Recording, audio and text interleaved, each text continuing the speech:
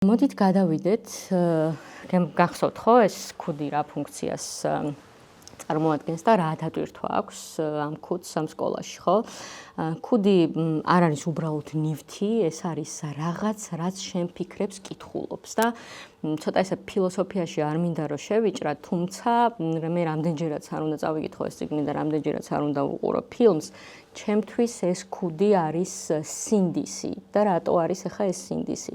ის არის რაღაც, რაც ადამიანის შინაგანი სამყაროს და ადამიანის შინაგანი მოცემულობის მიხედვით იღებს გადაწყვეტილებას. ესე იგი, ზეპირად კი არ აფასებს და აი მე რომელიმეს შემოგხედავთ და ეხა რომელიღაც სკოლაში გაგიშვებთ. არა, ის პირდაპირ გონებაში ძვრება და ზუსტად იქ ჩაბუდებულ ყველაზე ღრმა ემოციებს და განცდებს ამოიტანს და იმის მიხედვით ანაწილებს ადამიანებს სკოლაში და შეიძლება გახსოვთ კიდეც, როდესაც ჰარის დაახურავენ და გამოიძახებენ და დაახურავენ ამ ქუდს, ის ამბობს ესეთ რაღაცას, ოღონდ სლიზერინი არა.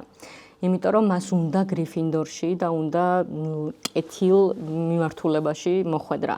და რატომ ხდება ეს საბა, ვისაც გახსოვთ, ესე იგი მას აქვს პოტენციალი იმის, რომ იყოს ბოროტი.